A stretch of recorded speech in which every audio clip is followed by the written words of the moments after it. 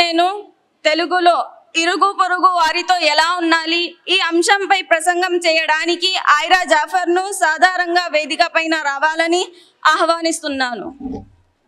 అస్సలాము అలైకుం వరహ్మతుల్లాహి వబరకాతుహు. నహ్మదుహు వ నసల్లి అలా రసూలిల్ కరీం.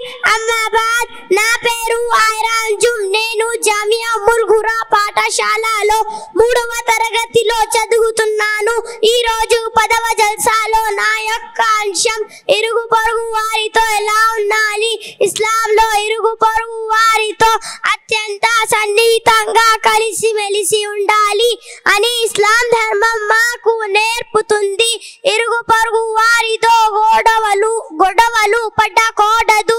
వారితో ప్రేమగా కలిసిమెలిసి ఉండాలి అని ఇస్లాం ముహమ్మద్ సల్లల్లాహు అలైహి వసల్లం వారు ఇలా తెలిపారు. ఒకవేళ మన ఇంటిలో మంచి ఆహారం వండినట్లయితే ఆ సువాసన పొరుగు వారికి వెళ్తే వాళ్లకు మనము ఇవ్వాలి. చివరగా నేను అల్లాహుతో దుఆ చేస్తున్నాను, ఇరుగు పొరుగు వారితో కలిసిమెలిసి ఉండే బుద్ధిన ప్రసాదించుగాక. ఆమీన్. అస్సలాము అలైకుం వరహ్మతుల్లాహి వబరకాతుహు.